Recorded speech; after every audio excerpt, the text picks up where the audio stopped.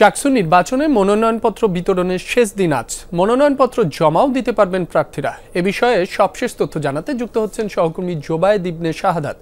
জোবায়েদ, শেষ দিনে সকাল থেকে মনোনয়নপত্র সংগ্রহে কেমন সাড়া দেখছেন? চাকসু নিয়ে প্রার্থী শিক্ষার্থীদের প্রতিক্রিয়া কেমন?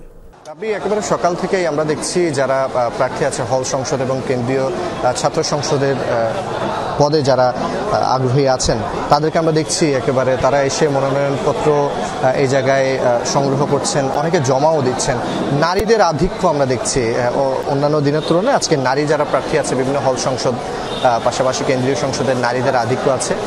তবে একেবারে উৎসবমুখর পরিবেশে আমরা দেখতে পাচ্ছি এই মনোনয়নপত্র জমা নেওয়ার কার্যক্রমগুলো চলছে এবং পাশাপাশি অনেকে এখন পর্যন্ত সংগ্রহ করছেন। আর যারা এখানে মনোনয়ন সংগ্রহের জন্য আছেন বা যারা জমা নিচ্ছেন সেই শিক্ষকদেরকে আমরা দেখছি যে তারাও বেশ ব্যস্ত সময় পার করছেন। কিছুক্ষণ আগেই একজন শিক্ষার্থীর সাথে কথা হলো যিনি কেন্দ্রীয় ছাত্র সংসদে তিনি নিজের মনোনয়নপত্র নিয়েছেন। তিনি আমাদেরকে যেমনটা জানিয়েছেন, তার পাশাপাশি অনেকের সাথে কথা হয়েছে, তারা সবাই অনেকটা একই কথা বলছেন।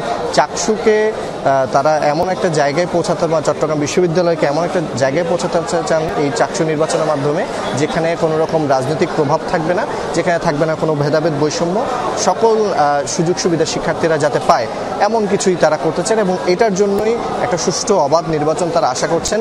পাশাপাশি তারা এটাও যে ডাকসু এবং জাকসু নির্বাচন যেগুলো হয়েছে সেখান থেকে শিক্ষা নিয়ে যাতে নতুন আঙ্গিকে এবং কোনো রকম অনিয়ম অসঙ্গতির ব্যতি রেখেই এই নির্বাচনের উৎসবমুখর পরিবেশ আয়োজন করা যায় এমনটা তারা যারা নির্বাচন সংশ্লিষ্ট আছেন তাদের প্রতি আহ্বান জানিয়েছেন।